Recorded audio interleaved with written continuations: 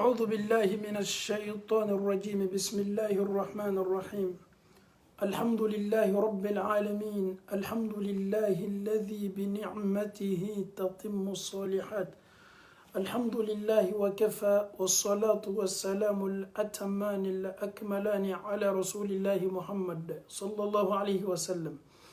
رب اشرح لي صدري ويسر لي أمري واحلل عقدة من لساني يفقه قولي اللهم لا علم لنا إلا ما علمتنا إنك أنت العليم الحكيم اللهم لك الحمد كله ولك الشكر كله وإليك يرجع الأمر كله علانيته وسره فأهل أنت أن تحمد وأهل أنت أن تعبد وأنت على كل شيء قدير السلام عليكم ورحمة الله وبركاته أنفو أني أنبو لمن قلب بلا كفني أما فوني سلام يفولي أمن يفولي سلمان يسي أو ما أرجنا كندون كفولي كيسي فولي نما فولي بركة فولي سباتي فولي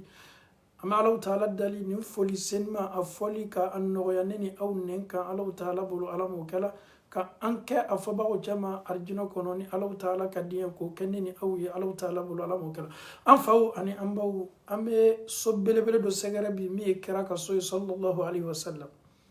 كالاجة أياك الصحابة جغدو سوج منا أياك الصحابة لامو جغدي كداكا كيرا دياك الصحابة لامو nini mfola do miriya be munye ko kuma na fe sahaba wurla ala kera de boluwa subhanallah ala kera ye jogo min do sahaba wala aya jogo senima min boka nyona do aka sahaba wala amena nin ciden senima belebele manyinga kadaka belebele do be ambolo bi belebele uchama sahaba do be ambolo bi sahaba uchama ame segi kanin fo ame klafana ka fo hakilla ji bonda kono niya me ko sahaba arabu kando niyame ko sahaba ala kera ka sahaba abe fajjoma ko sahaba yimaye mogo min ka ala kera ye amada yelima aliman yala akala silamaye amma dawuma fana atola silamaya kono fo alaw taala ya ka karfam nala titiri sabani no kafola mama ala kera ka wati la abe foyima ko sahaba ka ala kera ye nyala al ni segon kelen pedo ye kira ye nyala ye liman yama ye klafane ka liman ya kana boybolo ye sakitu ka liman ya bonda kono abe fodu le mako sahaba bamana kana unko kana jula kana sahaba ye munyo de janyo ye me janyo bete de ne be sa fola ngonga sahaba de eti oye an ka janyo ye me kira yere ka sahaba o mamunu ye ala kera ye kaliman yama ka klafana ka kafona ye nyanama ya ke waluda olude mawye mamunu ye nin titiri belebele soro nota titiri te fo bema de kera ka wati la soro sallam ma do islamayala kera tume wati mina me olu tunte maka wala ma tunte madina o klo do la islamayala me o nyamala ala keraka le fait que o nyamala ala keraka o kala islamawiye o islamayala me ate fo ma ko sahaba itese kala sahaba nya sima fuye ala kera ile inyala ka kla kaliman yama ka kla fana saya yi soro kitu liman ya bunda kono no te kera ka wati la be no chaw yayi abu labi ala kera ya nyala ma te fo ma ko sahaba abu jali ala kera ya nyala te fo fana ma ko sahaba abe fo ma mu ma ko sahaba ya yi nyala ka kla kaliman yama yesa kitu liman ya kono no te ni liman yalama ko fe ka kla ka murti ka baslama yala titiri ni met sinka bo ibolo kadaka ima titiri ni dafa ama Allah taala dali Allah taala ye belebele minu swandi ko ke kira kafunyo senman ye ma minu farla an ka kiden senman baka ka dina ni labaraka Allah sabati ka joddina ni kafiru ni yonche ama Allah taala dali ala kana nya haramundo an ni kira ka sahaba ni kira yere charjina kuna la mokela no bini Allah taala sona amena kuma belebele do kan sahaba u chema sahaba o katare ki kalame neni e kalimanya jidi sahaba ko foni me an ka islama yaddiya hanye sahaba ko foni me energy kuradi neni e man ka islama ya barala kadaka o ye bolono nyuma min blandina la o ye seno nyuma min blandina la ni an yo ka histoire lame abe an la nata bara nyuma chaman kelila ama Allah taala dali sahaba belebele mi me ambolobi tuma dɔ i suɲɛ fɔlɔ le tɛ k'a mɛn walama i yɛrɛ de la k'a ka kisa mɛn mais a dɔn k'a fɔ jɔyɔrɔ min tun b'a la ala kɛra ka sahabaw cɛma an bɛ Alahu taala dali sahaba min ka baro fɔtɔ an bolo bi bɛnsɛma ɲuman bɛ Alahu taala bolo ka bɛnsɛma ɲuman di an ma an fɔtaw la ka bɛn nin kisa ma Alahu taala bolo ala m'o kɛra an faw ani an baw silamɛya daminɛna Maka silamɛya bɛ dogo la Maka maa fɔlɔ minnu silamɛyala olu fana kɛlen bɛ ka silamɛya kɛ dogo la ni ala kɛra sallallahu alaihi wasallam silamɛw tɔɔrɔ daminɛna Makakaw bɔla kalama k'a fɔ ko diina kura dɔ daminɛnen bɛ Maka kɔnɔ yan n'an ma nin diina kɛlɛ ka nin diina situnu nin diina kana kɛ sababu ye ka an bali an ka jɔbatow ni an ka bolibatow ma silamɛya juguya daminɛna Makakaw bolo Makakaw y'a kɛlɛɲa bɛɛ ma o ye fɛrɛ bɛɛ kɛ k'a kɛlɛ Alahu taala k'i to a ka masaya la masaba masasetigi masa min bɛ limaniya labori ka taa don dusukun dɔ la duniya fan wɛrɛ fɛ o kɛlen bɛ k'a kɛlɛ Maka kɔnɔ ko silamɛya kana bɔ ja so fitinin minnu bɛ Maka ni Madina cɛ olu maa minnu bɛ to kana bɔ Maka ko n'u ka kungoyaw ɲɛnabɔ yɔrɔ ko n'u ka afɛriw la ko n'u ka bisinɛsiw la Maka olu dɔw tulo donna la k'a fɔ ko diina kura dɔ daminɛnen bɛ Maka nin diina ko a kɛlen bɛ ka kɛlɛ Makakaw bolo ko maa dɔ nana cɛ dɔ nana ko a yɛrɛ ma ko a ye ciden ka bɔ Alahu taala yɔrɔ donc nouvelle bɛ bɔ nin cogo de la ka taa duniya fan wɛrɛw fɛ jana an ye taa ni nin kisa ye fɔlɔ maa dɔw bɛ to ka ma ɲininkali kɛ anw yɛrɛ farafinna anw ye silamɛya sɔrɔ cogo di silamɛya sera anw bolo cogo di silamɛya ma se anw bolo ni telefɔni ye silamɛya ma se anw bolo k'a fɔ ko ka fax kɛ ka taa ma Afiriki o waati la fax ko tun tɛ yen telefɔni ko tun tɛ yen silamɛya sera anw ma cogo min ka bɔ arabu la kira sabati yɔrɔ fo ka na se anw ka farafin jamana na ani ka se duniya yɔrɔ bɛɛ n bɛ kuma an ta de kan ka d'a kan c'est ce qui est le plus important an b'a dɔn cogo di anw ye silamɛya bénéficier belebele minnu kuma bɛ kan ka fɔ an bolo nin n'a bɛ fɔ o ma ko ala kɛra ka sahabaw n'a bɛ fɔ a ma ko kira jɛɲɔgɔnw n'a bɛ fɔ o ma ko maa minnu farala kira kan ka sabati ni kira ye sallallahu alaihi wasallam ninnu sababu la n'i ye Khalid ibn Walid ta Azi jamana tɛ yen Khalid ibn Walid ma taa ka taa silamɛya darapo sabati yɔrɔ min silamɛya dɔ la jamana dɔw la kɛlɛbolo le ma k'a fɔ o ye forcé f'aw ye limaniya mais anw bɛ Alahu taala tanu kosɛbɛ anw ka jagokɛla minnu tun bɛ to ka bɔ sɔn ka na ka taa sannikɛyɔrɔ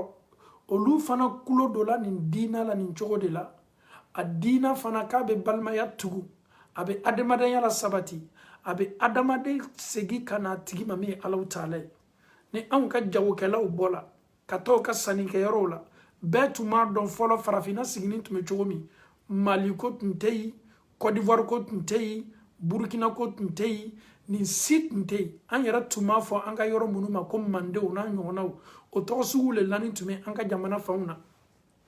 an ka taamalaw le taamana an ka jagokɛlaw le bɔla an ka sannikɛlaw le taala olu le taala nin diina ɲuman mankutu mɛn olu fana ye nin diina ta ka segin ka na n'a ye ka na diina nin ladon anw fɛ nɔgɔya bolo ma farafinw ka kan ka Alahu taala tanu dɛ histoire la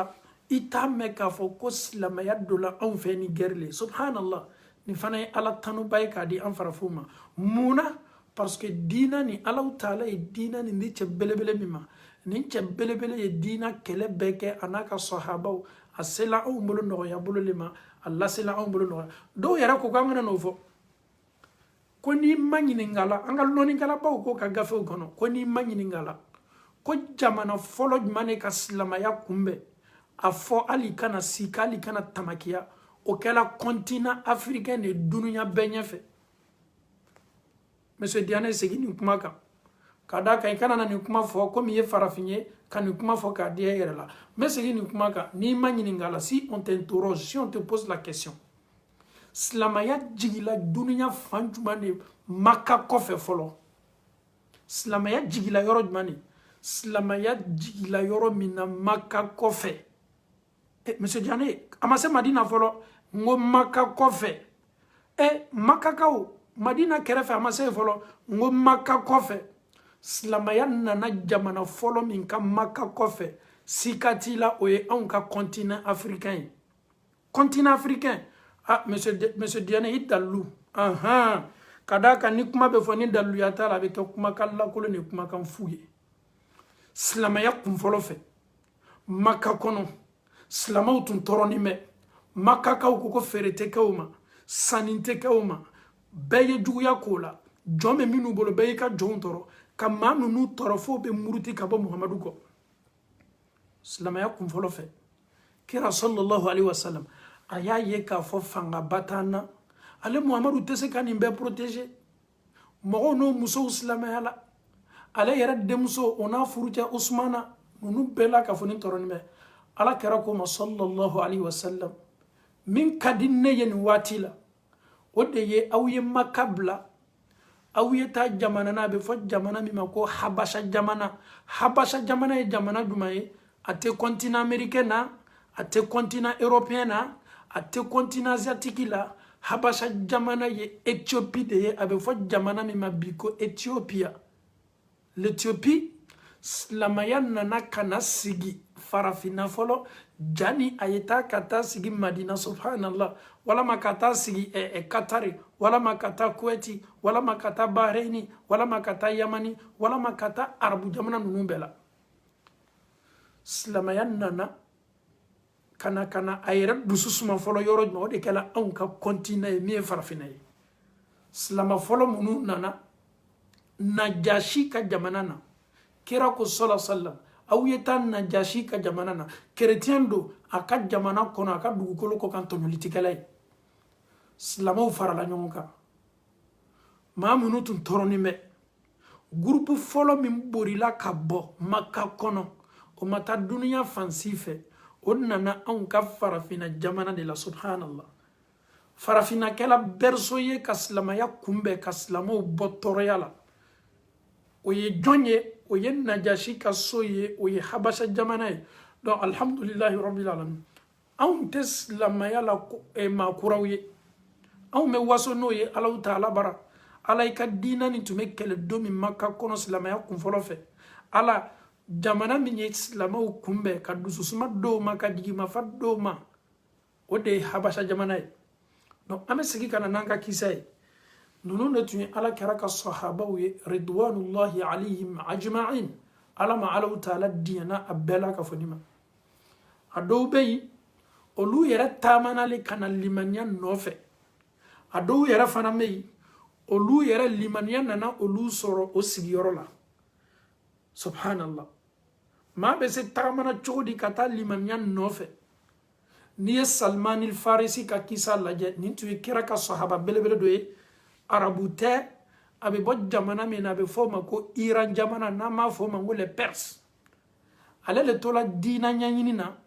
k'a daminɛ Iran jamana kan fo a taala yɛrɛ ye arabu jamana na, ka taa yɛrɛ ye Madina jamana kɔnɔ, ka na don silamɛya la. Ale taala diina ɲɛɲini yɔrɔ. A dɔw bɛ yen diina nana olu sɔrɔ o sigiyɔrɔ. Bi ni Alahu Taala sɔnna an bɛna kuma cɛ belebele min kan bi, min ka kisa bɛ an bolo, a bɛ fɔ o ma ko Abu Dharri al-Ghifari. Abu Dharri al-Ghifari nin fana tun ye sahaba belebele dɔ ye Ala kɛra ka sahabaw cɛma. A silamayala di, ani kira ye ɲɔgɔn ye cogo di, jɔyɔrɔ jumɛn tun b'a la Ala kɛra ka sahabaw cɛma. Kira yɛrɛ ye mun kalifa a la, ale yɛrɛ ka koɲa tun bɛ di sahabaw ni ɲɔgɔn cɛ. Est-ce que ani sahaba dɔw fana ɲɔgɔn kɔ? N'i ye nin kisa fɔ a bɛ wara mɔgɔ caman ma. Wallahi sahabaw tun ye adamadenw de ye. Alahu Taala y'o tanu kuranɛ kɔnɔ, mais waati dɔw la adamadenya yɛrɛ nɔfɛ foti dɔ tun bɛ se yela o la, subhanallah. Al-kamalu lillah, Alahu Taala dɔrɔn de dafanen bɛ. A n'a y'a ka ciden minnu seniya k'olu kɛ ma'asuminaw ye, o tɛ foti. Alahu Taala y'o seniya ka bɔ foti ma. Bi ni Alahu Taala sɔnna an bɛna an yɛrɛ ye belebele nin ka kisa la. Abu Dharri al-Ghifari a siginin bɛ yɔrɔ jumɛn? So dɔ tun bɛ Maka ani Madina ni ɲɔgɔn cɛ. A bɛ bɔ nin so la, Ghifari nin ka so. Ale ye Ghifari ka de ye. Ghifari ye yɔrɔ jumɛn ye? Sonin dɔ tun bɛ Maka ni Madina ni ɲɔgɔn cɛ. Silamɛya daminɛna Maka, a bɛ dogo la, nouvelle bɛ bɔla dɔɔni dɔɔni ko maa kura dɔ nana Maka, ko a yɛrɛ ma ko ciden. ale tola yɛrɛ ma ten a ka soni na ka sɔrɔ olu tun bɛ fɛn wɛrɛw de bato olu yɛrɛ fana ka so maa minnu tun bɛ bɔ sɔn ka tɛmɛ madina ka na maka o tun bɛ sila tigɛ o ɲɛ a yɛrɛ sabatila tariku la k'a fana tun bɛ nin baara ɲɔgɔnna dɔ kɛ c'était un coupé de route mɔgɔ minnu bɛna sila tigɛ mɔgɔw ɲɛ k'u ka marchandise minɛ a ma silamɛya fɔlɔ a ma lɔn fɛn min ye silamɛya ye olu yɛrɛ ka so lɔnni bɛ baara min o de ye ten ka sila tigɛ mɔgɔw ɲɛ ka jagokɛlaw ka ben jagokɛlaw kan k'u ka nafolo minɛ o la a bɛ tila o la o bɛ fɛn min bato min ni Alahu Taala tɛ kelen a bɛ tila fana k'o fɛn bato don dɔ a fana tolo donla a la taamala minnu bɛ to ka bɔ sɔn o ka so la ka taa Maka k'i kɔsegi o kɛlen bɛ ka Alakira ka kuma fɔ sallallahu alaihi wasallam ko ko Maka ko cɛ dɔ kɛlen bɛ k'a fɔ a yɛrɛ ma ko a ye ciden ye Makakaw kɛlen bɛ k'a kɛlɛ ale tulo donla o de la o kɛra ale ma ko kabakoba ye maa bɛ s'a fɔli yɛrɛ ma cogo di k'i ye ciden ka bɔ Alahu Taala yɔrɔ a ko a balimacɛ ma komi e bɛ kan ka taa Maka kumakan min bɛ kan ka fɔ nin ko cɛ dɔ wulila Maka a kɛlen bɛ k'a fɔ a yɛrɛ ma ko ciden n'i sela Maka ɲɛfɛ y'a ka koɲɛ ɲɛɲini a ka ko bɛ daku min na yan'a ka na fɔ n ye Abu Dharr al-Ghifari a ye nin samakan di a balimacɛ ma komi o bɛ kan ka taa Maka ko a ye Muhamadu ko ɲɛɲini a koɲɛ bɛ niveau ni da min na a ye na ka na o fɔ ale ye a balimacɛ taala Maka a ye Alakira ni Maka kafiru ka seni dɔ assiste a kɛlen bɛ ka wele Makakaw wele ka na Ala ma a kɛlen bɛ ka Makakaw wele ka na limaniya ma Makakaw kɛlen bɛ ka kira ka weleli jaabi ni nkalonw ni manamanaw ye ani k'a saboter Abu Dharr al-Ghifari balimacɛ min bɛ Maka a ye Alakira ye a y'a ka weleli kɛcogo ye a y'a ka da'awa kɛcogo ye a kɛlen bɛ ka maaw wele ka na kanda silali ma ka maaw gɛn ka bɔ tiɲɛni sila ma ale ɲɛ y'o ye komi a balimacɛ de y'a ɲini a fɛ ko ka Muhamadu ko ɲɛɲini a ɲɛ ye min ye n'a seginna ka na o ka so kɔnɔ min ye Ghifari so ye a bɛ na ka na bilan kɛ ale kɔsegila a y'a fɔ a balimacɛ ye Abu Dharr i ye n bila ci min na n sela Maka cɛ min ko a yɛrɛ ma ko ciden tuɲɛ na n y'a ye dɛ mɛ n y'a ye baara jumɛn na n m'a ye baara juguman foyi la a kɛlen bɛ ka maaw wele ka na ko Ala ka maaw wele ka na sila ɲuman ma ka maaw gɛn ka bɔ tiɲɛniw ma Abu Dharr al-Ghifari balimacɛ ye nin kuma lakali a ye tuɲɛ na il n'était pas satisfait a balimacɛ ka kuma komi an m'a fɔ cogo min an ka ko kan na k'o m'a ɲinɛ ale yɛrɛ tun bɛ fɛ ka taa le nin ko bɛ cogo min ale yɛrɛ y'a ye n'a ɲɛ yɛrɛ ye a ye a ka jugement personnel kɛ Abu Dharr al-Ghifari wulila nin ye Alahu Taala ka masaya de ye dɛ nin bɛ sodenni na an bɛ fɛ ka taa anw ka ciden belebele ka koɲɛ ɲɛɲini ciden yɛrɛ sabati nin bɛ so min kɔnɔ Maka olu kɛlen bɛ k'a kɛlɛ ni ne ye limaniya ye ni Alahu Taala ye limaniya don adamaden na waati o waati hali ni bɛ kɔlɔn kɔnɔ le i bɛ bɔ ka taa limaniya ɲɛɲini hali ni beton de kɛl'i kan ka ni tu i fari la ni limaniya donna dusukun na wallahi i bɛ bɔ ka taa nin diina ko ɲɛɲini Abu Dharr al-Ghifari a ye Maka lasɛgɛrɛ a bɛ don la Maka a tɛ fɛ mɔgɔ y'a lɔn parce que ale b'a kalama k'a fɔ ko Makakaw kɛlen bɛ ka nin diina kɛlɛ Ala k'i to a ka masaya la a don la Maka a ka kamerenin dɔ ye a ka funankɛnin dɔ ye a ka denmisɛn dɔ ye an faw ni an baw o ye denmisɛn jɔn ye o ye funankɛnin jɔn ye a ɲa bɛnna min kan n'a kɛtɔ tigilamɔgɔ ma ɲininka la ciden kula min nana avec ça il était beaucoup prudent a fana tun tɛ a yɛrɛ lafilila ko la ten parce que a b'a dɔn k'a fɔ nin diina ko kɛlɛni min ma kan o ye funankɛnin jɔn ye n'i ma ɲininka la ko denmisɛn fɔlɔ min donna silamɛya la ale don n'i ma ɲininka la ko cɛ min dotɔ arijinɛ kɔnɔ ale don n'i ma ɲininka la ko Alakira burantɛ tun ye cɛ min ye ale don n'i ma ɲininka la kira sallam a denmuso Fatumata siginin tun bɛ cɛsenima min kan o don n'i ma ɲininka la cɛ min dencɛ filaw kɛtɔ arijinɛ kameredenw ka kuntigi ye min ye Hasan ni Husaini ye a bɛnna ni jɔn ye o de ye Ali ye ali bulani nama a demsen nama wati ay ali ama ali long ayere ma don ka foko ali ni ala kera kasuru ala yere bola chami nyanyi ko nyanyi yoro ja o kasukono modele ali ala yere to kalama ali yere be kira kasukono ali be la mona kira kasukono ko manga mo bole fo ko to le bena shunala ay ali amalo akoko ali ko ma ko konete donaya ko nyo donane ko mume ko tuya na mbolanka sola me chedolo ka kunya nyinina min kwa yere ma kwa yichidenye na to ko Muhammadu ali ko tu beni sema de comme on le dit en français tu es tombé à pic non beni sema me jija tu kometa kata Muhammadu yere kaila sallallahu alaihi wasallam me yijija kanto tamana makaka ukana subi ka fon kenime ki takatani Muhammadu ko ni makaka uye anye nyofe no be fe ka subiama ne be nyere kena samara la benaye komi nka samara julu bola ele bi yere teme kata yere ma ya fo ki man lombi ma lonsini subhanallah an ka dina nanani nyale ma kera ko ja al islamu ghariban wa sayaudu ghariban wallahi islaman nanani njolila misikina ni bunda kono subhanallah ali ko tuguko ni mawye amna milombi ifana malombi muna akana na ke toroya ema akana na ke toroya ne fana ma a toroya kana na tese ala karama sallallahu alaihi wasallam. Donc au début les musulmans ils étaient beaucoup prudents o hakili tume o yere la kosebe kada kan komindo gundo kodo komindo o tefe ayebo o be fami fe fana o yelo bashi tala chami yera bola folo ali ita do folo chabola la nyini min kama wa ale be fe kana konya ni sege sege le ka don dina jumando Muhammadu ye masugu jumaye sallallahu alaihi wasallam ali ni Abu Dharr tala fo kana na ye danfo ka son herma nyefe kera sallallahu alaihi wasallam ya rasulullah ala kera donando nana akenime kika ko manyininga wa bola ka jamana na ka sola ka nana kinika ko nyanyini yoro Abu Dharr al-Ghifari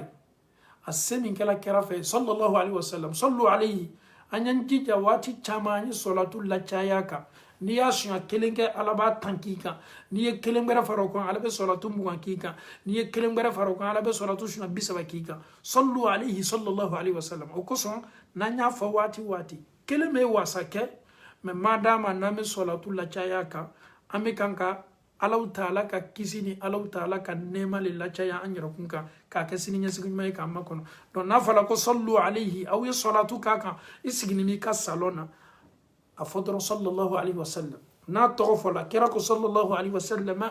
ko bakhilu ya majuma tiya bana ya majuma bokuna ya majuma man dhukirtu indahu ne Muhammadu tofola ma mi sinka ne Muhammadu kofola ma mi toniyene isigni mi ka salona fala ko Muhammad falam yusalli alayhi atiki ki banka foko sallallahu alaihi wasallam ko yemo ko tiga gbelani o ye bakilu ni tiga gbelani ya be do jugu ya le bonna kono ni yame sallallahu alaihi wasallam do manyi ni befe anye ni sunya na maya ni salatu chamanye akela commentaire de wa akela fotaw de wa sallallahu alaihi wasallam الله تعالى إن الله وملائكته يصلون على النبي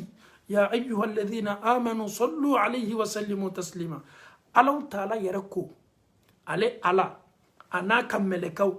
أولوب سبحان الله أولوب لا كفوني من صلاة ككرا كنما نكسباي أو منو فنا لمن يلا أو منو كوكو أو داني من الله تعالى لو كوني كلني نني باتولي كاكا seninya bunda kono flanga fo yate bato mina au munuko ko au limani ne alaka arjine ninka meleka ninka chido ninka ji kitabu ni latige herama na jumama alako au fana mako sallu alayhi wa sallimu taslima ka fana ya salatu kenin chidem belebeleka au ye kisi ni nema churi ni chidem belebeleka do Muhammad sallallahu alayhi wa sallama amani islam abbe fe sigin me yoromi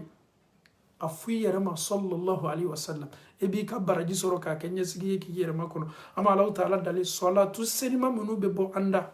tuma do salatu be bola damunu la an tislana Allah taala nya mame Allah taala dali kisi ni nema nyuma mi nan kenime ka chori akadam fon ka son herema ka ke on masini nya sigi nyuma Allah taala bol alamu sikata la mamunu ke to masuru nya ala kara la kiyamalo o ye maude mamunu ye salatu chama ke aka ikana nya salatu la salatu fana ka son herema jonyi اللهم صل على محمد وعلى آل محمد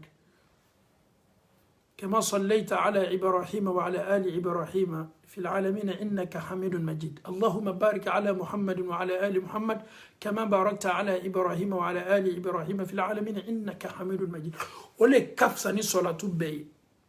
صلاة ديتي من كفه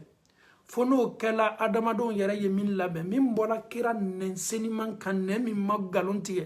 ne min senyana ka bo kosoni noma ayeni ne fa ka sahaba wiye salatu ka son herma allahumma salli ala muhammad nan kwa mango salatu al-ibrahimiyya ame mi yarfo an ka selila an ka tayalla ban ko fe ama allah taala dalika an ke salatu fo ba ko chama allah taala bulu ala mo kala an fawu ani ambaw ame sigi kana an ka kisala abu zar al-ghifari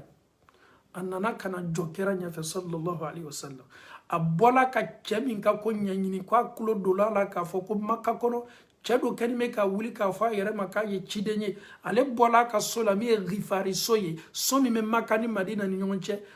annana la nyini min kama kana muhammadu ko don masugu jumano kuma jumandila makwa ya la se amma aka chidenya tuyambala wala matuyatala ale ko kwa natoka na anyala akise yere deka asela ala kara sallallahu alaihi wasallam dan fon ka son herma yaye foli kela foli kofe anyiningala annakuna ay on ka ciden manyini a ciden ko ne ciden ka bo Allah taala yoro ala yem mundima ko kana fo anwe an ka ciden seniman dola detay nyumawla kawandilu ni wajibilu ni woleli ko nyuma ka fo Abu Zar al-Ghifari an fawni an baw Abu Zar al-Ghifari ni watila ni tunya joli laje joli min tume borila a fasa seniman kono joli ni transformela atume filimi no la atume bato minu kela joli ni sina ka koni yoroni bela ka a joli seniya joli senima mi me borila fasa seniman kono joli ni sila ka ke limanya joli joli ni sila ka ke alanya saranya joli joli be borila fari koro fari kolo tuda kelingelinambe pharmacie be bo fanfa ni bela kafoni limanya nene farila Abu Dharr ayemu fo ashhadu an la ilaha illa Allah wa ashhadu anna Muhammadar Rasulullah asere ala Allah taala ka kelenya masa foite masamiko asere ala Muhammadu ka kidenya makisi ani nema mbai Abu Dharr aya boyoro fa ala kirai sallallahu alaihi wasallam abola fami kera kwa mako Abu Dharr ni segina katai ka sokoro mo fei katika sola katika village la mi Ghifari ijija yeni konya ka sutaraye ka slamaya ya ka sutaraye al ni be mawwele ye woleli ka sutarala ni Allah taala sona nin ka laseli bola domin kenema yena amena bara ni kenyo fe akwala kerama sallallahu alaihi wasallam aye kallile gade koni dina tesetola ambolonya sima nama nyera sutara wala makake sutara kola wallahi ala kera ko kula la ikana ko ke kenema ko yefolo parce que islamaya ba kun folo le la islamaya damna do il faut être beaucoup stratège il faut que haklima e anyeke hakimu e kasanga ko do dogola ko fe ka bange ka bokenema ni sele ka mo fe iyo wole e bi jija domi ke ta mena ka foko islamaya dolo korotala atle bola yena kana amenyo ibena kana lagbulia ako ala kera nta to bi nyere be makamin kono ya madam na yani kera ko ako ala kera nye decision takaba abe foni ne makoli manya ni limanya la kaba nka to bashila ka fagade wa a foto malewa kabakuru ne keto kambo njabeto lewa mfale nentowa mbale nentowa nka kabila le oluma ko nteni shila ko muna kadaka limanya min dollar dusukuna olute fem foye o kanyana mayala tuguni fo Allah taala femi me onu sayache ode arjine no nonu tesla law mata ayi laimin jebeli kelaw ni jarakili kelaw kamana manaka foye ayemunke Abu Zar al-Ghifari bara belebele lo damna tabolo le makakaw obesigi yoromi ko ka réunion ke obesigi yoromi ko to ko sama kadaka haramu al-Kaaba be fami fel yoroma yorbado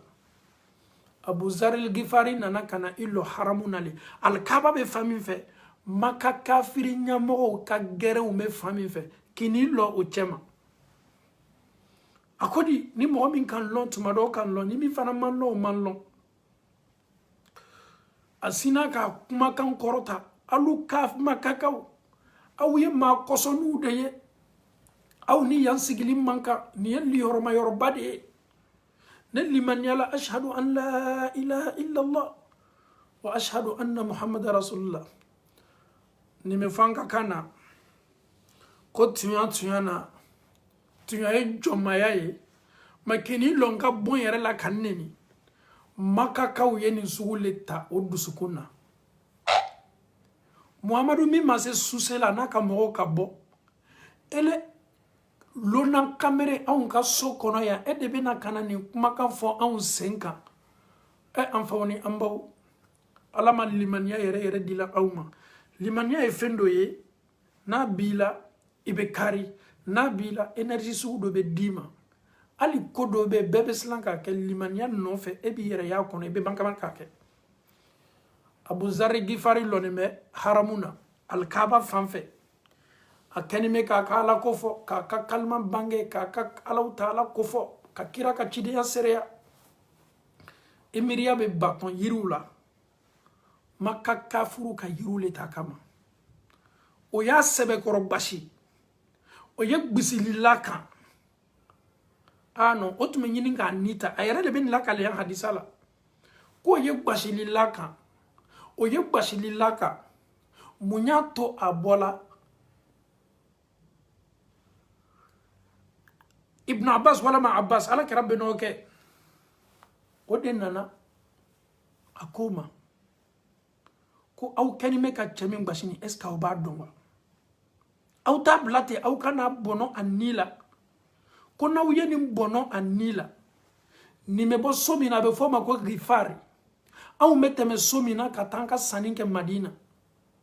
ni nunu ya donc afo ko ka sokono mo do sala aw makaka u senkanya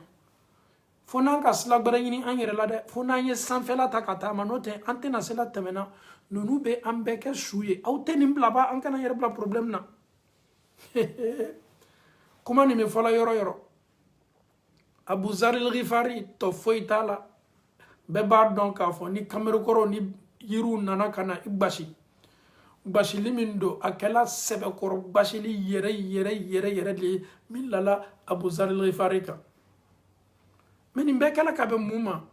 kadaka nunu ba donc afo ko tunya islamaya de ye olu doni ko islamaya la olu te fe ka dien tuguni ka tunya to bolo ka to duguma wala ma ka tunya to sutura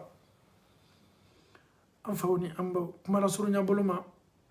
ni dugu sagbe tuguni anana kana ni ko kele nyona ke kuma ni nena na foye ko ya to ikuno yere bla problem na fari bela ka funi kumunaka bashili min lalaka ibi kalika fo ko no yere natani me sayalila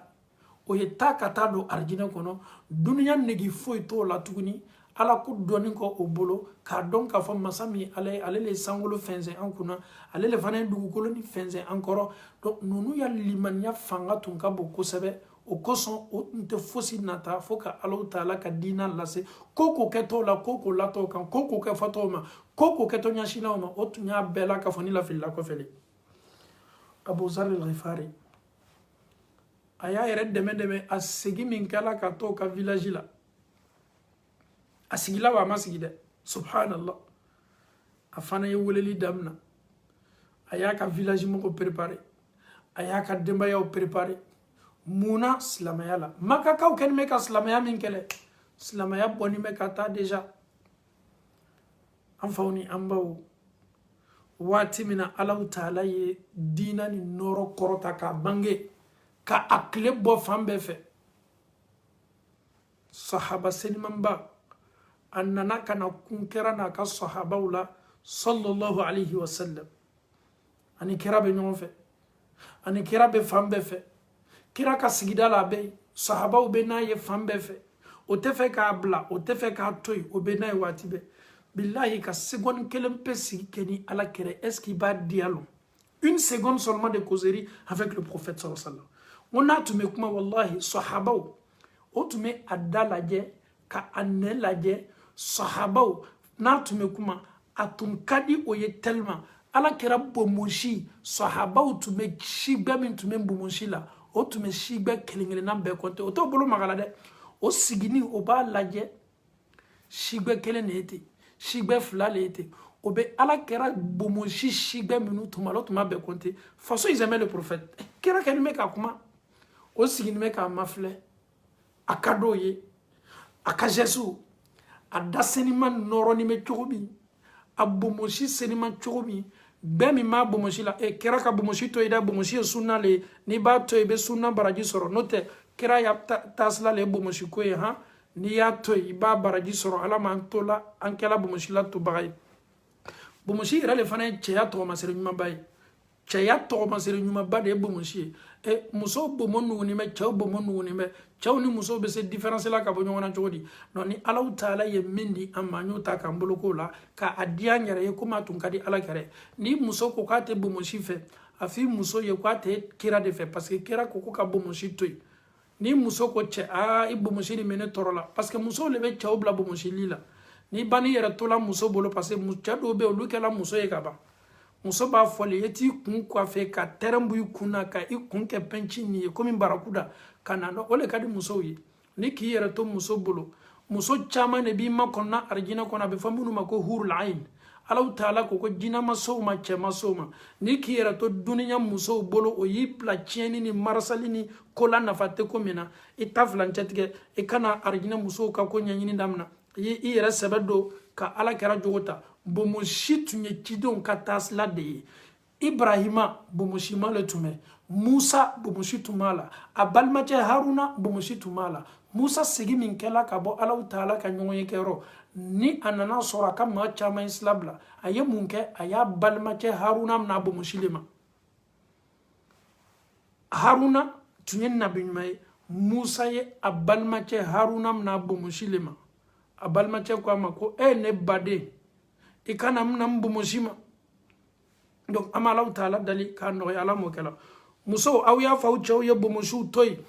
ato la koro ate foike ayere boka slamaya noro foka nga slamaya bangi an farkulula ka bangi nga ko bela no amala taala dali ka no yala mo kala alimanyate mamunu la ma alimanya doloma na bana dili makaba ibaye ka foni bomoshi retila niki bolo ma yere la beka komi muso ala man no yala sunna sen mando ani ala karaka sunna la nyana maya am fataw nanke walula amala taala dal ka no yala mo kala parce que do ba fale kono ko na polu la bo wanya che do be faso ka bo yi ko ninga to ko farbe sinka wanya mbal ma che bo mo shile ba to farbi wanya no fembara le bo note bo mo shile mandie tu en fodoro note aki wanya mi wanya ala kala de ko kiato ala man be rasa baba amesi kana nga kisala Abu Zar al-Ghifari nunu ni kira sabatin men Madina kono onabe nyon fe sangani watibe kira kadoyi o ba laje kanya lajeli yere là. Quand tu aimes quelque chose tu dois prendre ton temps pour bien observer cette chose là non wallahi les disciples du prophète otume ala kira laje otume ala kira mafle ma do tume ala kira tama chogo la diri subhanallah atama chogo ado tuma essaye ka tama chogo la diri façon oye ala kira kanu ne man kisibay Abu Zar al-Ghifari londo kira sallallahu alaihi wasallam abola tama dola Abu Zar al-Ghifari annana tuna ala kira ko sallallahu alaihi wasallam akoko ko kira be nyami mani ko on dirait ala kɛra tɛ fɛ ani mɔgɔ ye kɛ nin taama la sahabaw tun bɛ tele kira b'a kunna bɔ yɔrɔ yɔrɔ a kɛra sufɛla le wa a kɛra tilefɛ yɔrɔ le wa a kɛra lɛri o olu n'o ye ala kɛra ye surtout n'o natani bɛ ka waatinin dɔ latɛmɛ ni ala kɛra ye paf foyi t'a to n'o bɛ lɔ fo ni kira yɛrɛ y'a fɔ ɲɛna ko a ye bɔngɔ abu dharri tuguna ala kɛra ko sallallahu alaihi wasallam ani ala kɛra bɛ kan ka taa ani ala kɛra bɛ kan ka taa kuma na surunya bolo ma o sela fan dɔ fɛ nin taama na ala kɛra ko jɔ yen kɔnɔ ko jɔ yen kɔnɔ ala kɛra tola kumana abu dharri ko ala kɛra jɔn bɛ kumana ni ko wa inzana wa sarak wa in sarak ko al na ye jɛnɛya kɛ al na ye suɲali kɛ al na ye jɛnɛya kɛ al na abu dharri tɔrɔ dɔ la na kira nin jɔn bɛ kumana nin dibi la ala kɛra segin min kɛla a ko ya rasulallah an tun kɛni bɛ k'a ye kɛni bɛ k'a fɔ ko al n'a tigi ye jɛnɛya kɛ al n'a tigi ye suɲali kɛ al n'a tigi ye jɛnɛya kɛ al n'a tigi ala kɛra ko abu dharri ma ko ni jibirila le tun bɛ kan ka kuma ya salam ko ni jibirila le tun bɛ kan ka kuma ko jibirila ko n y'o i tulo dayɛlɛ han i dusukun dayɛlɛ i kɛtɔ kumakan mɛnna bi kumakan min ka kan k'a to ye filankafoya ni a fɔli ni a kɛwali ni a miiriya y'i yɛrɛ cɛ janya ka bɔ a la komi ni kɛni bɛ k'a fɔ ko la ilaha illallah tawhidu n'a b'i bolo avantage min b'a la kiyamalo i kulo ma a la kosɛbɛ jibirila ko a ma ko ni maa min ye alaw taala kelenya ka alaw taala kelenya bange a ka kɛwaliw la ko alaw taala b'a tigilamɔgɔ ladon arijinɛ kɔnɔ kira ko ko hali n'a ye jɛnɛya kɛ hali n'a ye soɲali kɛ jibirila ko hali n'a ye jɛnɛya kɛ hali n'a ye soɲali kɛ subhanallah ala kɛra ko jibirila ma hali n'a ye jɛnɛya kɛ hali n'a ye soɲali kɛ ko hali n'a ye jɛnɛya kɛ hali n'a ye soɲali kɛ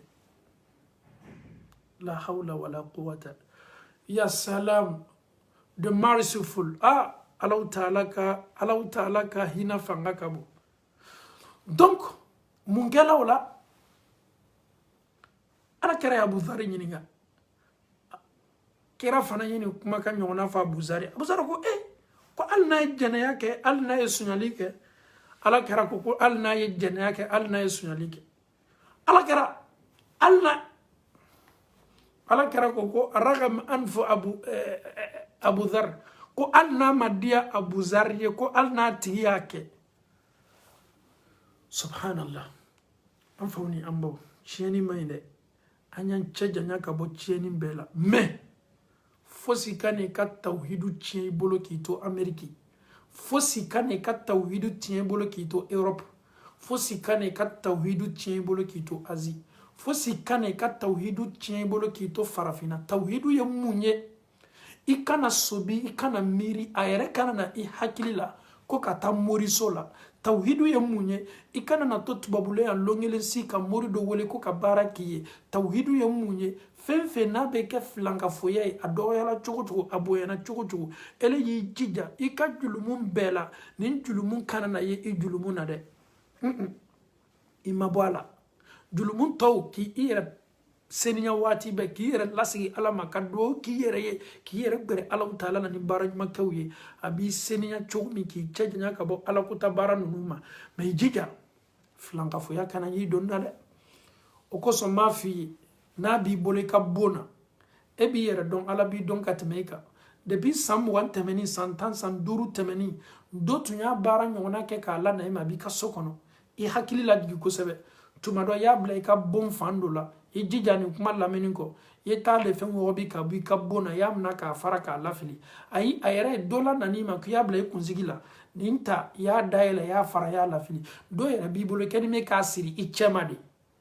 i kɛni bɛ k'a siri i cɛ ma de tafo nin ta ka bɔ i cɛ ma i ye nin bɔ i bolo i ye nin lafili ayi a dɔ yɛrɛ b'i bolo i b'o don i fan fɛ yan de i b'o don i bolo la yan de nin ta ka b'i bolo i ye nin bɔ i bolo i yɛrɛ seniya ka bɔ nin bɛɛ ma a dɔ yɛrɛ dili ma k'i y'a bila i ka portefeuille kɔnɔna na a dɔ b'i bolo k'i y'a bila i ka portefeuille kɔnɔna na i ka portefeuille dayɛlɛ kanin ta k'a b'i bolo k'a lafili ayi n ye fɛ n ka magasin ye marché client ye na n ka magasin na baara dɔ kɛla ka di yan ko n y'a den n ka magasin na walama n y'a don n ka magasin fan dɔ fɛ i jija ni kumakan lamɛnni k'i bolo ye taa ka t'o fana ta ka bɔ i ka magasin na teriya bolo ma ye nin ta k'a fara k'a lafili ayi non non non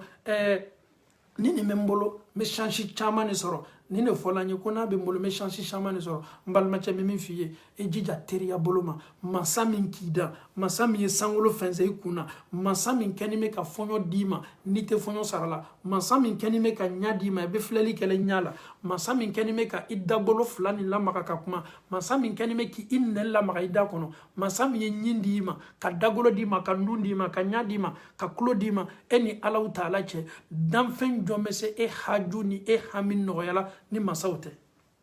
e yɛrɛ ni ne logique yɛrɛ an ye kuranna bila ka hadisa bila ka kuma ni ne ni e yɛrɛ ye adamadenya yɛrɛ la masa min ka nun di ne ma ka ɲa nin di ne ma ni ka ɲa datugu tɛ yeli kɛ ni n y'a la ka mɛ yeli kɛ ni n ye n da mɛ sunɔgɔ masa min bɛ sunɔgɔ di ne ma yalaw danfɛn jɔn bɛ se dugukolo kɔ kan ka ne haju nɔgɔya ni masaw tɛ fo min ye filankafoya gboya Alahu Taala ye k'i ye ale Ala kɛ fugari de ye k'ale Ala kɛ maa dɛsɛni ye k'ale Alahu Taala ka fonisɛriya ta k'a nɔgɔ bɔgɔ la k'a lafili déchet ni ɲama-ɲama la o kosɔn Alahu Taala ko k'a bɛ yafa julumu bɛɛ ma fo filankafoya filankafoya ka bɔ Alahu Taala ye a kana k'i doni na a kana k'i miiriya la o kosɔn n b'a fɔ aw ye hali n'i ka village cɛkɔrɔba aw ka so ɲɛmɔgɔ de ye ci labila k'a lata aw ma Amérique Europe Asie aw ye saraka dɔ bɔ so la dɛ i k'i ka wari lata ko bɛɛ la dɛ e ka nafolo le an ka kabila le y'a fɔ an ye an bɛnbakɛ dɔ sala o suko la ko an ka village mɔgɔ bɛɛ ko an bɛɛ wari kɛ ɲɔgɔn kan minnu bɛ village représenté la olu bɛ Belgique yan olu dɔ bɛ Faransi o y'o ka téléphone ta ok so bɛɛ kan ka nin fara ɲɔgɔn kan saraka dɔ kan ka bɔ so la a bɛ bɔ ka bɛn kun jumɛn ma i k'i ka nafolo dɔ ko foyi la i ka ɲɛnamaya la i tɛ komi surusu kalama a ɲaɲini mun na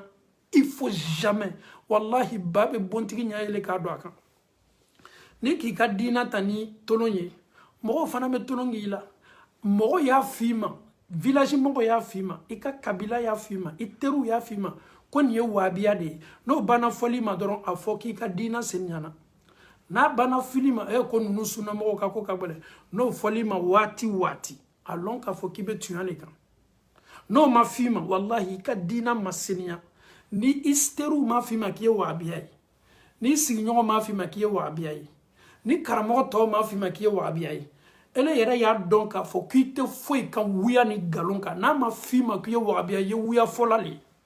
parce que tuɲa n'a bɛ fɔ ko ka ala kɛra jogo ta k'a kɛwalew ta k'a fɔtaw lajɛ k'a kɛtaw lajɛ o dɔrɔn de ɲinini bɛ an fɛ maa min kɛtɔ fɔ la o de bɛ kɛlɛ k'a fɔ o ma ko wahabiya donc ni nin kumakan ma f'i ma ele ka sutura ta a ma f'i ma wahabiya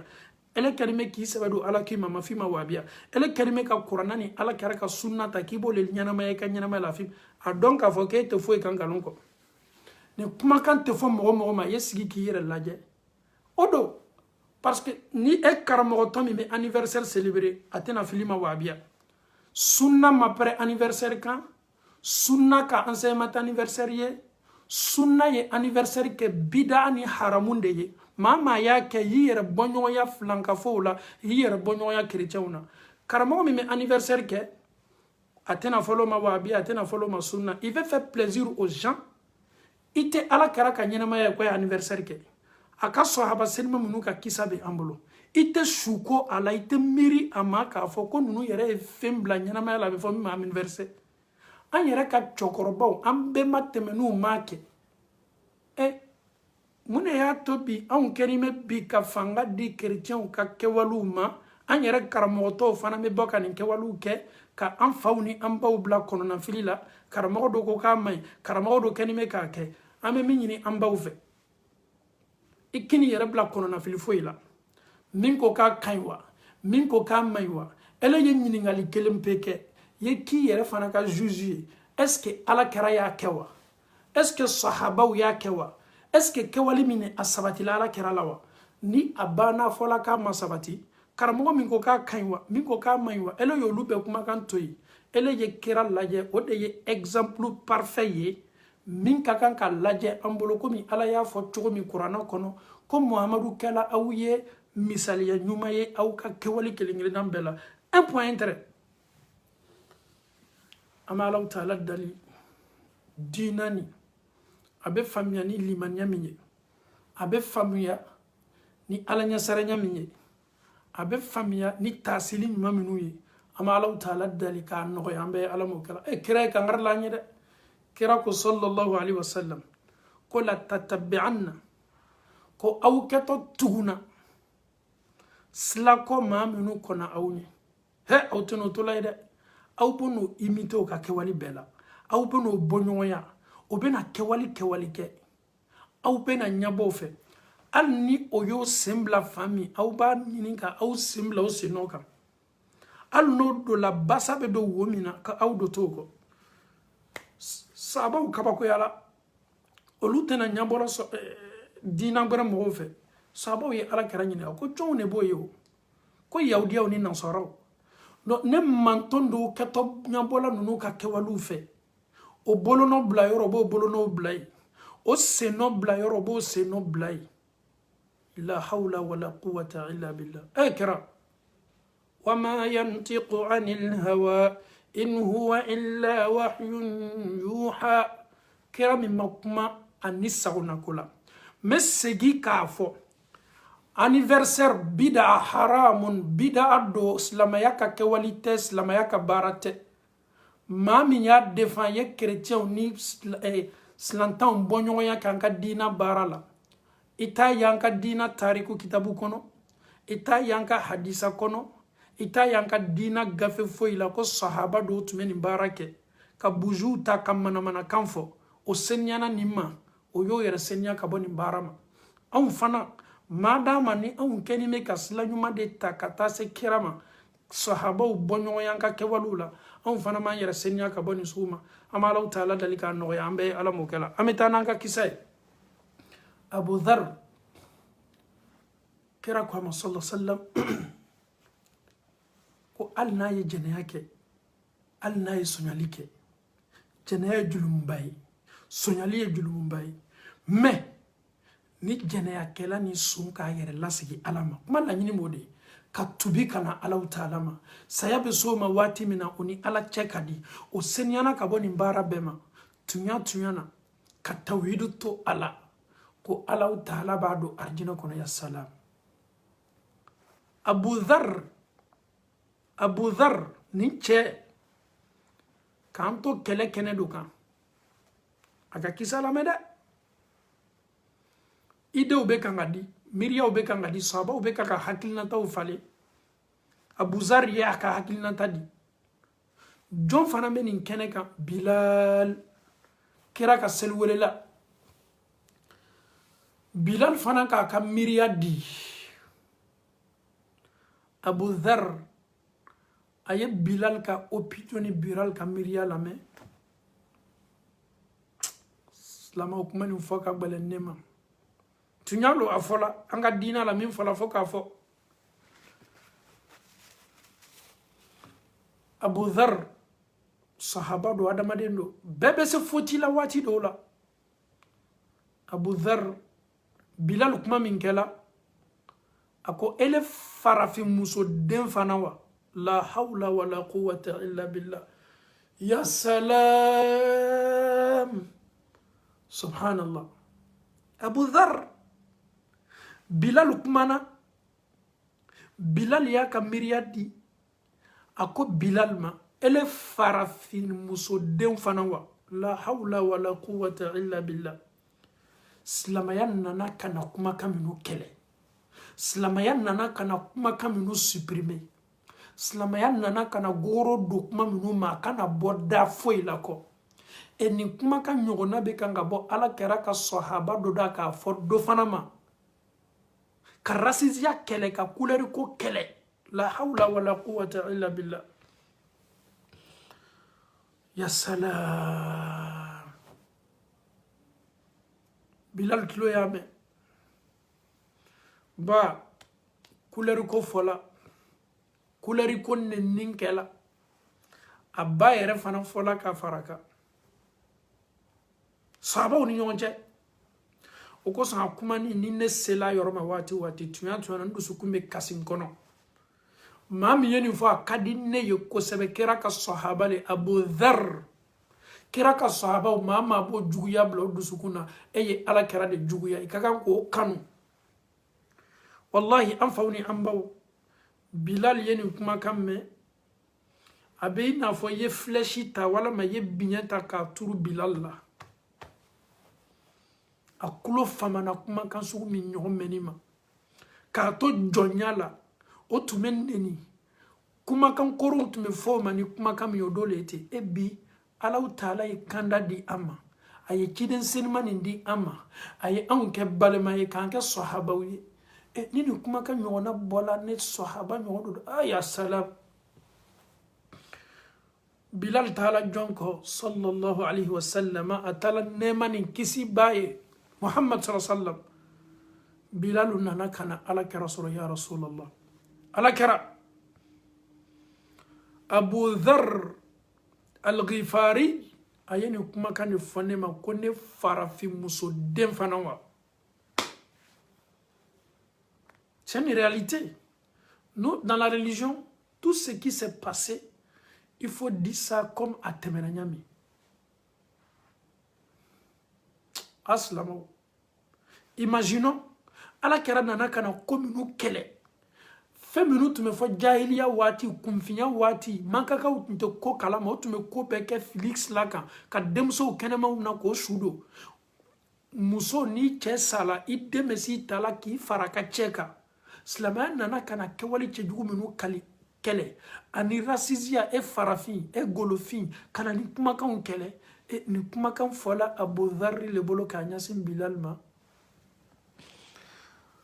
ala kɛra ye ci bila ka taa Abu Dharr kɔ Abu Dharr nana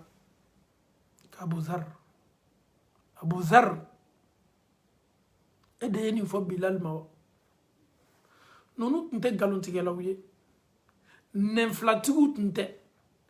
mɔgɔ dala bɛnniw tun tɛ ko kɛla cogo min o bɛ nin ko fɔ nin cogo la o ni Alahu Taala cɛmala la subhanallah hali n'a fɔti la kuma fɔla a bolo cogo min a ye nin de fɔ a k'a bɛ kuma ala kɛra ko a ma sallallahu alaihi wasallam Abu Dharr ma zala fika al-jahiliya ma zala fika jahiliya ali bi jahiliya miriyaw ni jahiliya idew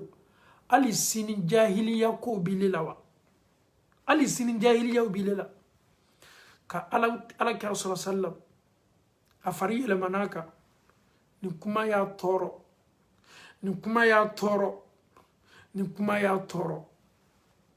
Abu Dharr yɛrɛ y'a k'a fɔ a ye kuma fɔ kuma min tɛ kuma bɛnta ye an faw ni an baw wallahi sahabaw ka kan ka di an ye adamadenw no waati dɔw la u b'o yɛrɛ ye erreur kɔnɔna na alikamalu lillah Abu Dharr ye mun kɛ a nana teriya bolo ma ka taa Bilal sɔrɔ radiyallahu anhuma ala ma ala diyana nin cɛ belebele fila ma Bilal n selima n ye min fɔ a nimisa bɛ n na n ye min fɔ n y'a fɔ n'o t'a tun tɛ n kɔnɔ Bilal ye yafa n ma a ma d'aw ma a sina ka a kun a fankelen a dafuru fankelen la dugukolo kɔ kan Bilal i jija y'i sen ta k'a lɔn kun kan subhanallah Bilal yafa n ma n kun de lanin bɛ dugu ma nin Bilal taama n kunkolo kan a bɛ nin fɔla ni kasi ye aw ye Bilal lajɛ qu'est-ce que Bilal va faire et qu'est-ce que Bilal va dire Bilal bɛ mun kɛ Bilal bɛ mun fɔ nin de ye maaw ye ala kɛra ye maa minnu lamɔ a bolo la a n'a jogo la a n'a kɛwalew la Abu Dharr y'a kun la dugu ma ko Bilal ye taama k'a ye kumakan min fɔ kumakan ni nimisa min b'ale la sahabaw jɔnnen bɛ k'o mafilɛ Bilal ko la la la la la Abu Dharr ne Bilal tɛ se a kun la n sen la e kun kan Alahu Taala kumakan bɛ kun min na kuranɛ bɛ hakku min na ne ye n sen ta k'a la o kan ale bɛ kasi la Bilal fana bɛ kasi la nin fila kasi la ka yafa ɲɔgɔn ma sahabaw sina kana Bilal na ka sumu ka embrasser fan bɛɛ fɛ ani Abu Zar nunu ka ko banna nin cogo la nɔgɔya bolo ma adamadenya bolo ma o y'o ka badenya nin kɛ erreur ni faute min kɛla o sela yafala ɲɔgɔn ma a bɛ fɔ nin de ma ko Ala kɛra ye maaw lamɔ a ma kɛ kɔnti ye o ni ɲɔgɔn cɛ k'a fɔ non ne tɛna nin ko to la ye kɔ nin ye min kɛ ne la n fana bɛ n yɛrɛ venger o ɲinan'o kɔ ka d'a kan ninnu de ye anw ka silamɛya supassemenw ye adamadenya ye adamadenya le al-abd abd jɔn ye jɔn de ye wa rabu rab masa Alahu taala de ye masa ye masa min dafalen bɛ ninnu subhanallah erreur min kɛla dɔ la kelen bolo yafa nana bonda min y'o ka balimaya yɛrɛ tɔ sabati Abu Dhar londo ani kɛra tun bɛ ɲɔgɔn fɛ kɛra tun ka d'a ye Ala kɛra tun y'a kanu kosɛbɛ a ko ya Rasulallah istamilni ko Ala kɛra ɲɛfɛ ye poste dɔ di yan ko ka poste d'a ma silamɛya bonda kɔnɔ jɔyɔrɔ dɔ d'a ma a bɛ jɔyɔrɔ min fa a b'a sɛbɛkɔrɔ di jɔyɔrɔ min ma kɛra ko a ma la tas'alil imara Abu Dhar ɲɛmɔgɔya to yen dɛ i ma bɔ a la i kana ma ɲininka anw bɛ boro le kɔ bi a fɔ ka ne kɛ chef ye ni ne ma kɛ chef ye n t'a la kɔ ni poste nin ma di ne ma ne b'a ko bɛɛ tiɲɛ anw bɛ bori poste ko le la bi place ko le la Ala kɛra ko Abu Dhar la i yɛrɛ kana ma ɲininka ne demande jamais responsabilité yo koba ye Alahu taala bara que tu sois secrétaire directeur inspecteur ye bila poste dɔ la adamadenw ka baara poste i kana kɛ dɛ ko bi anw bɛ boro o de kɔ k'an bila nin poste la k'an kɛ nin baara ye kɛra ko a ma ko innaha nadama ko mɔgɔ mɔgɔ bɛ responsabilité place ta la kiyamalon ko fɔlɔ min b'a tigi ma kɔnɔna a kɛtɔ nimisa le y'o ma kiyamalon ni ninnu nana o bɛɛ bɛ nimisa Ala munna ne yɛrɛ ye n yɛrɛ to ninnu jamakuru ninnu ka ɲɛmɔgɔya la munna ne yɛrɛ ye n yɛrɛ ye ninnu ka secrétariat la munna ne yɛrɛ ye n yɛrɛ ye ninnu ka nin na kiyamalon kɛra ko nimisa balo dɛ ka d'a kan i tun bɛ jamakuru min ka secrétariat n'o ka ɲɛmɔgɔya n'o ka responsabilité yala ko dɔ la i bɛna ma ɲininka jamakuru nin kelen kelenna bɛɛ la e yɛrɛ ma ban i ta la fɔlɔ i ka denbaya o ka kiti b'i kan ko e yɛrɛ tun bɛ maa minnu ka association n'o ka communauté n'o ka jɛkuru n'o ka sigidaw n'o ka gɛrɛnw ka ɲɛmɔgɔya la e fana bɛ ma ɲininka nin kelen kelenna bɛɛ la o de tɛ ka charge dɔ ta k'a fara i ka charge kan kiyama don wa o de tɛ ka problème ta k'a fara i ka problème kan donc kiyamalo i bɛna taa nin bɛɛ la ka fɔ nin ko fɔ y'o kɛ di y'o mina di y'o ladi di y'o mun fɔ o ye y'o ladon da jumɛn na e bɛ se min kɔrɔ kɛra ko a ma k'i kana ɲɛmɔgɔya ma ɲininkali kɛ dɛ ko kiyamalo foyi t'a la fo nimisa kiyamalo fosi t'a la fo nimisa an faw ni an baw kɛlɛ belebele dɔ kɛla kɛlɛ min ma dogo an si la n'an kumana k'an ka kisa tɛmɛn'o la tabuku kɛlɛ ghazwatu tabuk kɛlɛ min na ni sahaba belebele saba ma se bɔla ni Ala ye kuranna lajigi ka bɛn o ma ni Ala kɛra ye kalo kelen kɛ kuma tun tɛ kɛ n'o ye Madina kɔnɔ o kɛlɛ tabuki kɛlɛ maaw bɔla mais Ala kɛra ɲan tɛ Abu Zari la dɔw ko Ala kɛra ko Abu Zari ma bɔ dɛ subhanallah façon nin cɛ tun ka di Ala kɛra ye Ala kɛra tun tɛ fɛ hɛrɛ foyi ye fɔ a kɔ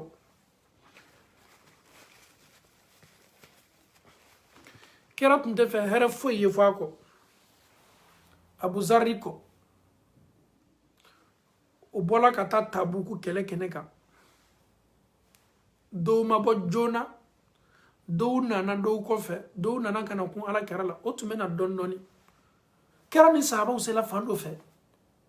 o ka sahabacɛ dɔ natɔ ye yɔrɔ jan o b'a ye mais o t'a lawasa ka ɲɛ quoi jɔn de bɛ nana o ko Ala kɛra dɔ bɛ kan ka na dɛ an jɛɲɔgɔn an ka sahaba wɛrɛ bɛ kan ka na dɛ an dɔ bɛ nana dɛ an jɛɲɔgɔn dɔ bɛ nana dɛ est-ce que Abu Zarri tawa mo nda yela kanya wallahi ala kerako kun abadhar ala mo mi menani ala ma kala Abu Zarri parce que ala kera bardo jihadi kele baraji min mala récompense min mala hera min mala ka adamade makono kera tuma nata kera sallallahu alaihi wasallam tuma nata koko yi here atunte fe aka sahaba foyi ya yere bali here ma surtout ay minu kanu akoko kuna abadhar mami me kaka na hula jana yoro jana ni ay ka Abu Zarri an fawni an baw abe kangana fo ala kera yere nana yeli yere la ka fo ko Abu Dharr kera kodi ko Abu Dharr abe tama kelena asato akelena awulito akelena ala kera yo fo che belebele mi ma ka sahaba u chema anato akele atamato akele asato akele awulito akeleni la subhanallah. Le prophète sahaba kanga dianye sa kera yo kanu fo an fana yo kanu Allah taala yo ko fo ko tanu qur'an ko no sahaba belebele no Abu Dharr annamin kala doni ma kola amani ngala Abu Zarri do isuma yala nalila muntume ako ya rasulullah ntume kana nyogome minka malo ninka nyogome bana bagatole wa malo mumenka nyogome la nyogome tuntisela ka tani nye o koso njigila ka bo nyogome kan ka donu beta ka blan kola katama kana awma ode ya tontola ko fe subhanallah tama jani mafle doni mi mebla nyogome kola nyogome bana bagatodo Abu Zarri yemunke asina ka donu be jigi ka bo nyogome ka donu bla yere kola katama kata ala kerani sahaba ube fami fe kata ya salam nunu dusukuntum fani me limanyala nunu tunte fe herefo yofoko an fawni amba kumana surunya boloma amena Abu Zarri ka kisa amena akisa tige kadaka kisa minno kanuma kono kusebe wallahi kanuma kono kusebe kera ya kanu ay kera kanu akela kera ka mauchema sahaba belebele uchema kera ya focho mi kwa betama kelena asata kelena ni mesa kongo mina domi asala fami fe tamala dole nana abesa domi wallahi asala kera ya focho mi ka besa kelena atume yoro mina kongo min kono atume wa mina asala ni bonda le kono sahaba min tumei onna min kala nima fe Sa'd bin Abi Waqqas hayemma nyiningalike ko jone sula ni meni na sala fosite asala kelena ya afola ko Abu Dharr le Sa'd bin Abi Waqqas hakil jigila ko ala kera yenin fo ko tama to kelena asato kelena awili to kelena asala yoromi matuntei asala yoromi anaka musutmei asala yoromi fosit ndabalo bona asala yoromi asala kelena yoro jandola asala kelena ni Allah taala sona wulito kelena nunu ye sahaba senmaye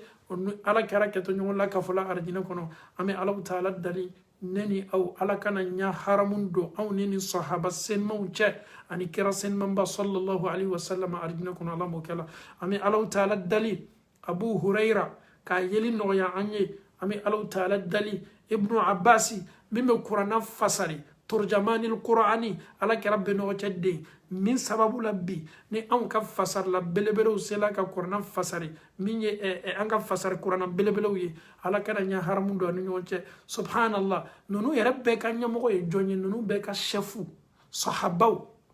ibo beta ka fara nyonga sahaba min tume be sanfe o de siddiqi Abu Bakr Siddiq kuluma misanin tume komi afolanye chogomi men ya kaliman yala je ni Abubakar ko foliye abe kinyana ka fo ko bo fari banku belebele de lutume subhanallah abe ki kono ka fo ko ma bado ma jando lutume subhanallah asabati la ko Abubakar tunye maye ma koluma misani nutume me Abubakar kelimpe ka bara ni yabla baskulka ka manto nin bɛɛ ka baara ta k'a fara ɲɔgɔn kan ka bascule a bila bascule kan Abubakar kelen bɛ ka baara bɛ biliya bascule kan ale le sahabaw ka ɲɛmɔgɔ ye ale le sahabaw ka chef ye imaginons on n'a pas encore vu le prophète sallallahu alayhi wa sallam on voit ses disciples Abubakar se présente devant toi le jour de la résurrection il te dit est-ce que tu me connais tu dis non c'est moi Abubakar Siddiq imaginons cette joie immense anya tɔgɔw mɛn k'a ka tariku mɛn k'a ka limaniya mɛn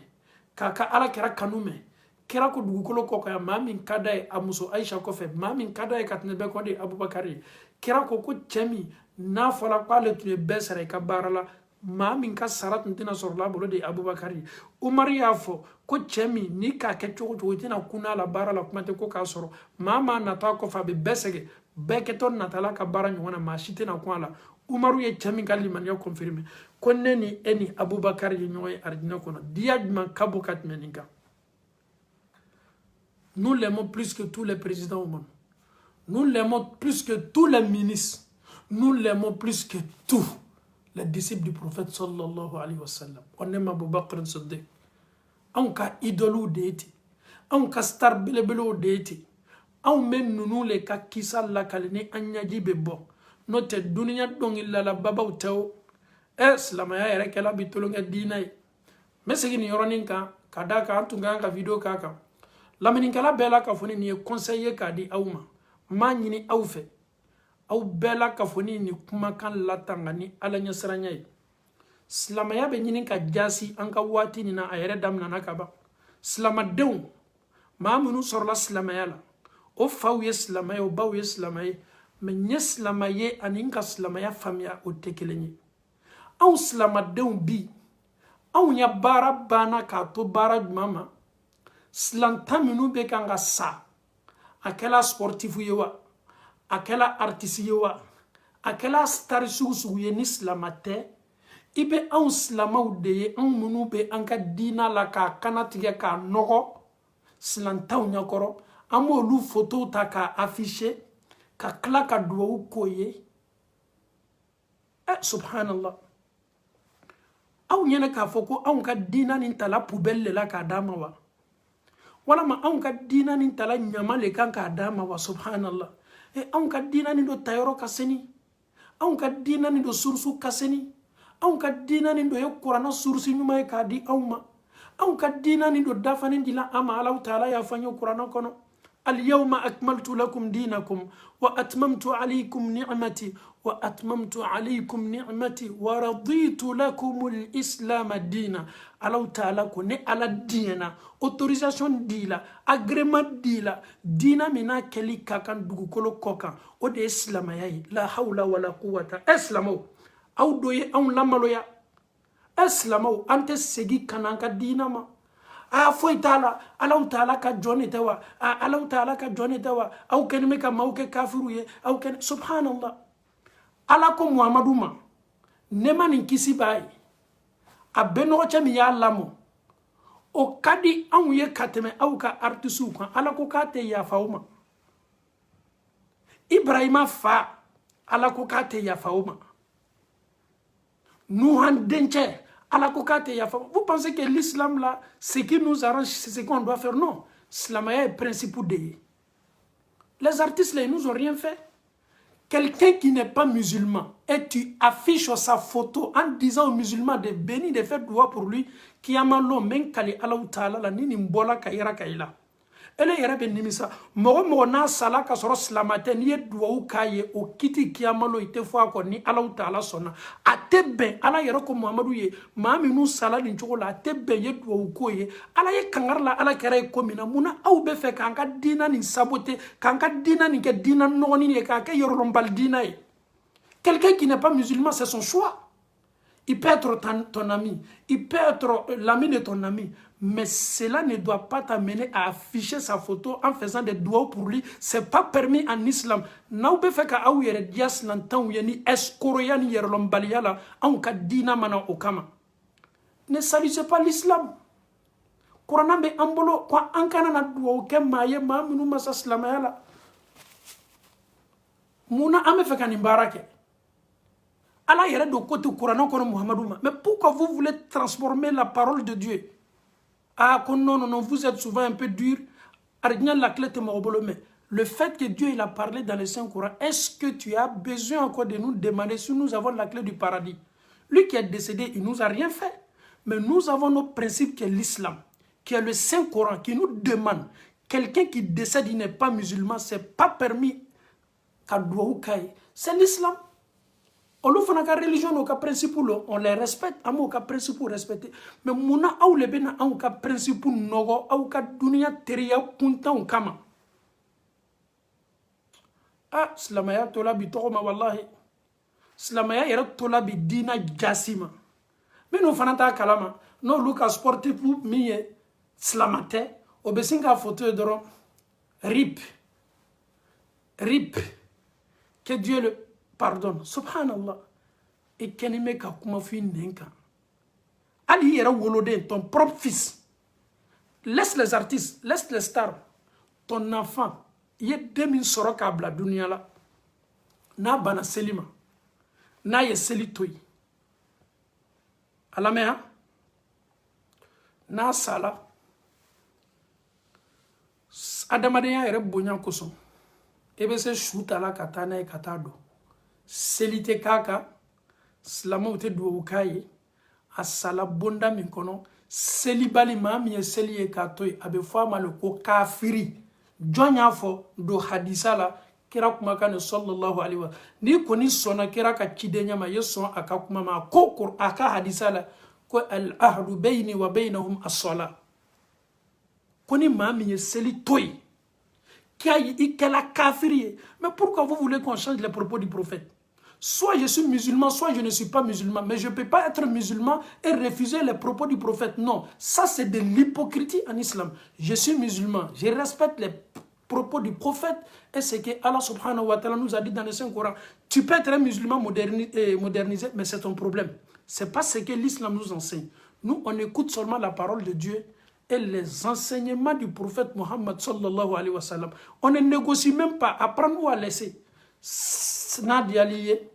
faut faire tes vidéos, il faut faire tes publications. Nous avons nos principes qui est le Saint-Coran et le Coran. Mami ni slamate, a te ben slama ou ye douou ke achouye. Ele mami ya ke, ye ala ou ta'ala kota, ye ala soso bake. Ele mami ye maoubla la, ye maoubla ala soso belebele baoude la.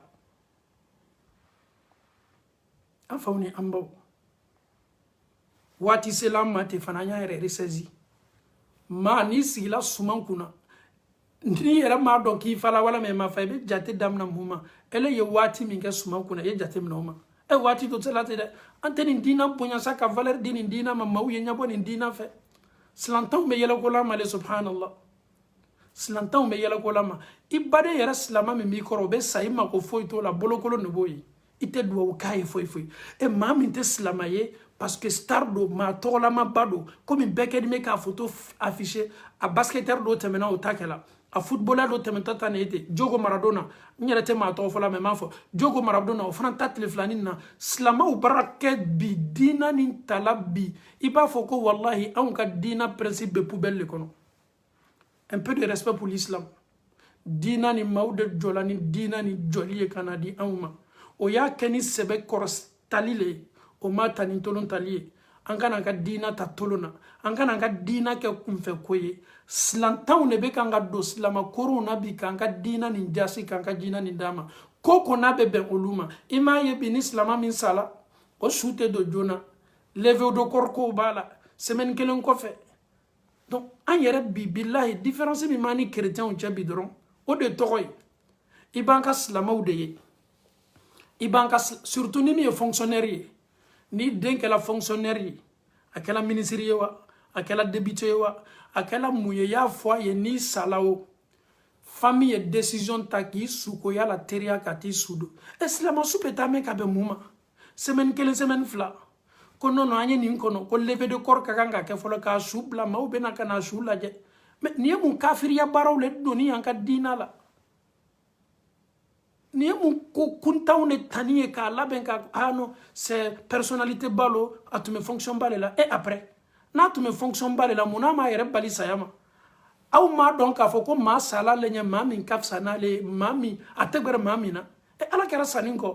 fa n'i ba ka saya jumɛn bɛ gbɛlɛya dugukolo ko ka ala kɛra ka saya bɔ non an y'an ka diina nin ta sɛbɛkɔrɔ tali la maaw kɛni bɛ k'an ka diina nin kɛ tulonkɛfɛn ye bi réseaux sociaux kan i yɛrɛ b'i yɛrɛ ma ɲininka yaala o maa minnu kɛni bɛ ka fɛn sugu nin na yɛlɛ o lɔnni de dɛsɛni m'o la wa walama o kɛni bɛ k'a kɛ dɔrɔn pour faire plaisir aux gens s'il vous plaît mes frères et sœurs en Allah je vous demande pardon quelqu'un qui n'est pas musulman n'a sala il kana duwawu k'a ye cela ne veut pas dire que tu es contre la personne non ou bien tu juges la personne c'est l'islam qui te demande ça si tu t'estimes musulman et tu es heureux de ce nom là respecte l'islam s'il vous plaît et si tu veux aussi salir l'islam salir les musulmans tu peux faire tout ce que tu veux mami na mamalo comme kera ya fa chomi ni mami mamalo ya yoko ke comme ki dia ama Allah taala dal kala ya fa ma Allah taala bulala mo kala anka dina ka tasebe kor talila kanka dina bonya kanyere bonya Umar ibn al-Khattab kote ko silamaya nana kana korota di an silamawma silamaya nana kana valeri di amma silamaya nana kana bo majigi bonda kono kambla bonda bakono anw de kafsa ni communauté bɛɛ ye manton nana dugukolo kɔ kan mais jɔn yɛrɛ kafsa ni bɛɛ o le ala kɛra mantonw ye anw de bolokanw n'a ɲadaw bɛna mɛnɛmɛnɛ ka poyi kiyama kɛnɛ kan an ka selijuw nɔfɛ an kafsa samatiya b'an bolo karama dila anw de ma anw bɛ se cogo di ka karama nin falen manamana la k'a falen nkalon na k'a falen kokuntaw na k'a falen fɛnw na fɛn min tɛ nafa lase an ka diina ma fo kumajigi ربنا آتنا في الدنيا حسنة وفي الآخرة حسنة وقنا عذاب النار ربنا لا تزغ قلوبنا بعد إذ هديتنا وهب لنا من لدنك رحمة إنك أنت الوهاب صل سبحان ربك رب العزة عما يصفون والسلام على المرسلين والحمد لله رب العالمين